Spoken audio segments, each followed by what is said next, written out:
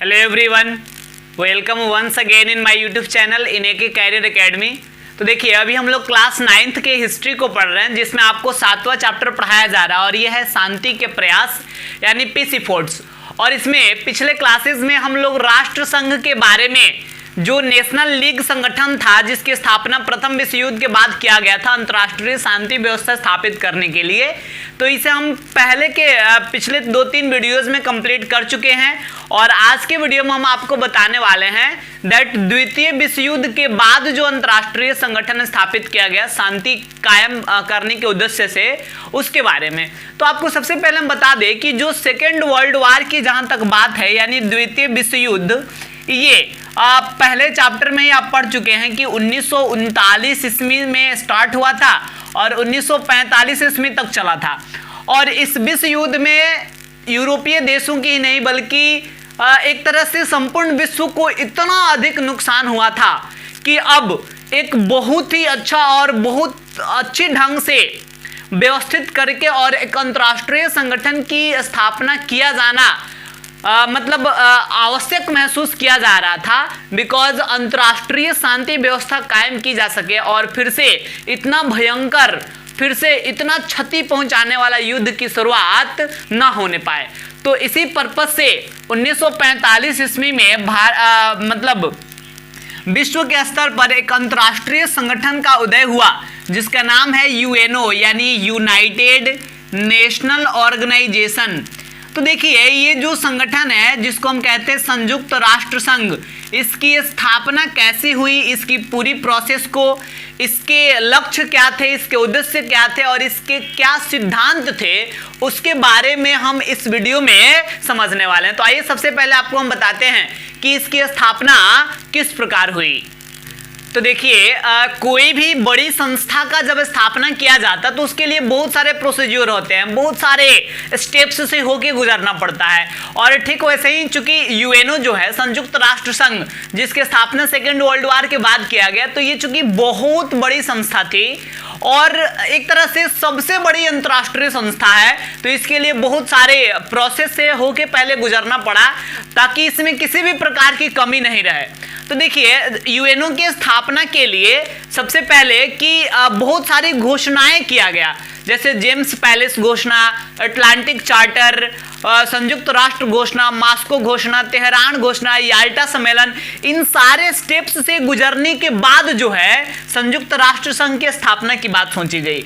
अब देखिए, इसके बाद आगे चले तो देखिए बहुत सारे सम्मेलन भी हुआ, जैसे 1944 ईस्वी में वाशिंगटन डीसी जो अमेरिका में है, वाशिंगटन डीसी का में एक स्थान है जिसका नाम है डाम्स्टन ओक्स, और इस स्थान पर एक बैठक हुआ।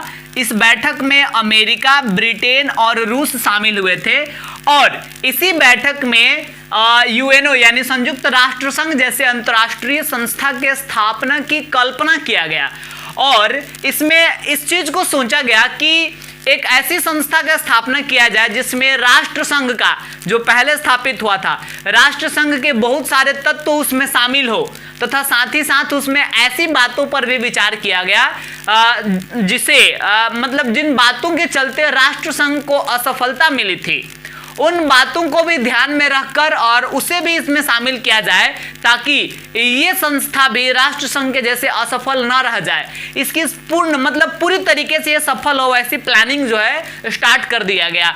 और 25 अप्रैल 1945 ईस्वी को सैन फ्रांसिस्को, ये भी अमेरिका का ही एक शहर है, जहां पे एक सम्मेलन किया गया और इस सम्मेलन में जो संयुक्त राष्ट्र संघ यानी यूएनओ का जो नया चार्टर बनाया गया था, चार्टर का मतलब विधान होता है यानी कानून, यूएनओ का जो विधान था, जो कानून था, उसको स्वीकार कर लिया गया सैन फ्रांसिस्को के सम्मेलन में। और यूएनओ का जो चार्टर था उसमें 111 धाराएं बनाई गई थी और इन्हीं धाराओं के अंतर्गत यूएनओ की सभी क्रियाओं को संचालित किया जाना था।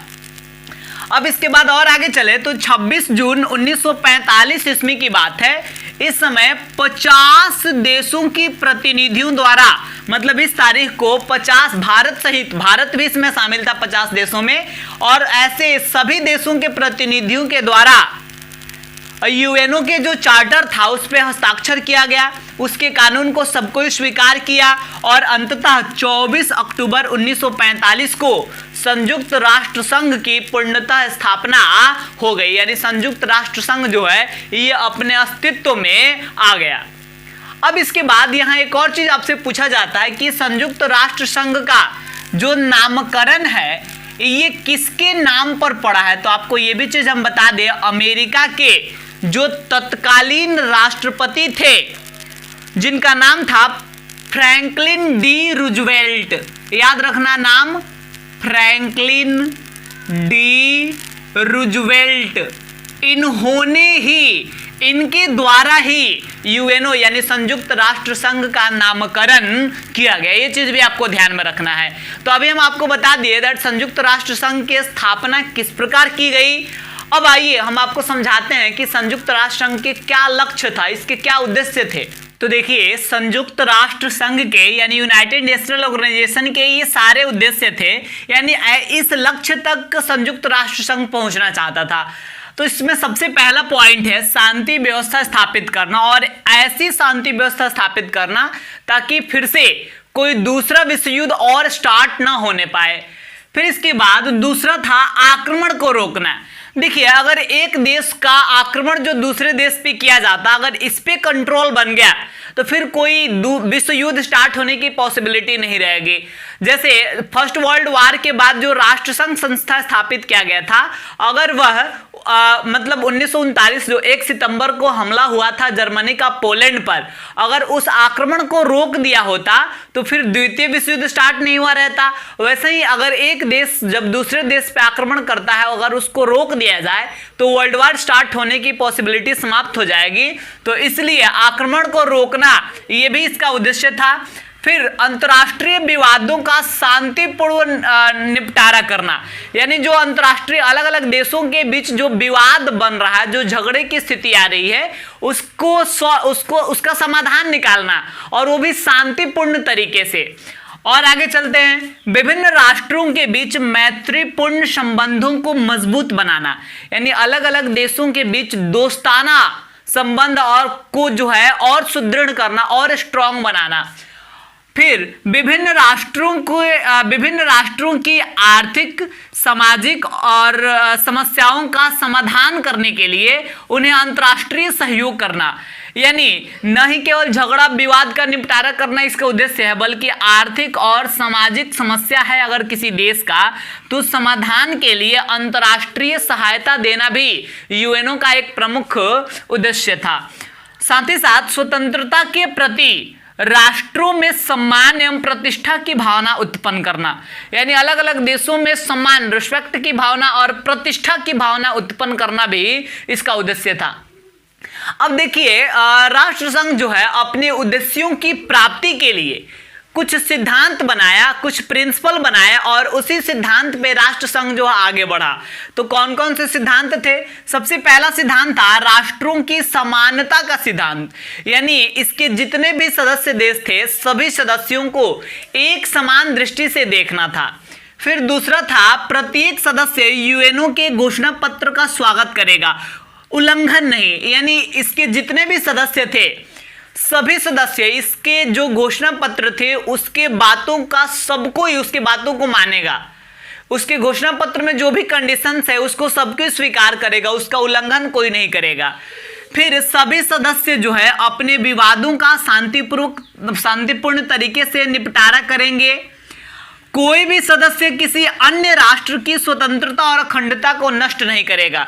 जैसे यूएनओ के जितने भी सदस्य हैं सारे सदस्य किसी दूसरे सदस्य का किसी दूसरे सदस्य की जो स्वतंत्रता है उस पर आंच नहीं आने देगा, उसको उसकी स्वतंत्रता को छीननेगा नहीं, और न ही उसकी एकता और अखंडता को नष्ट करने की कोशिश करेगा। घोषणा पत्र के जो नियम है उस नियम की अवहेलना करने वाले जो देश होंगे, मतलब कुछ ऐसे देश आ गए जो घोषणा पत्र के नियमों की अवहेलना कर रहे हैं, उल्लंघन कर रहे हैं, फिर उनको अंतर्राष्ट्रीय सहायता नहीं दिया जाएगा। कोई भी गैर सदस्य जो है, मतलब ऐसा देश जो यूएनओ का सदस्य नहीं है, कोई भी गैर सदस्य राष्ट्र शांति भंग करने का अगर प्रयास करता है, मतलब विश्व में जो शांति व्यवस्था कायम करी गई है उसको अगर भंग करने का कोई प्रयास करता है तो उसके विरुद्ध कार्यवाही की जाएगी। अब यूएनओ जो है किसी भी देश के आंतरिक मामले में हस्तक्षेप नहीं करेगी। जैसे मान लीजिए कि भारत के बहुत सारे स्टेट्स हैं और अलग अलग स्टेट के बीच में अगर कोई विवाद उत्पन्न होगा तो भारत सरकार को खुद उससे निपटना पड़ेगा। अंतर्राष्ट्रीय संस्था जो यूएनओ है ये किसी भी देश के आंतरिक मामले में हस्तक्षेप नहीं करेगी। तो इन सारे सिद्धांतों पे काम करते हुए यूएनओ के द्वारा अपने उद्देश्यों को प्राप्त करने के प्रयत्न किया गया। तो देखिए आज के वीडियो में हम आपको बताएं कि संयुक्त राष्ट्र संघ की स्थापना कैसे हुई और फिर इसके क्या लक्ष्य एवं उद्देश्य थे और इन उद्देश्यों को प्राप्त करने के लिए कौन कौन से सिद्धांत अपनाए यूएनओ ने। तो इस वीडियो में हम इतना ही रहने देंगे और अगले वीडियो में हम डिस्कस करने वाले हैं यूएनओ के प्रमुख अंग कौन कौन है, यानी कौन कौन से अंग जो है यूएनओ के अंतर्गत कार्यरत है उसको हम अगले वीडियो में बताएंगे।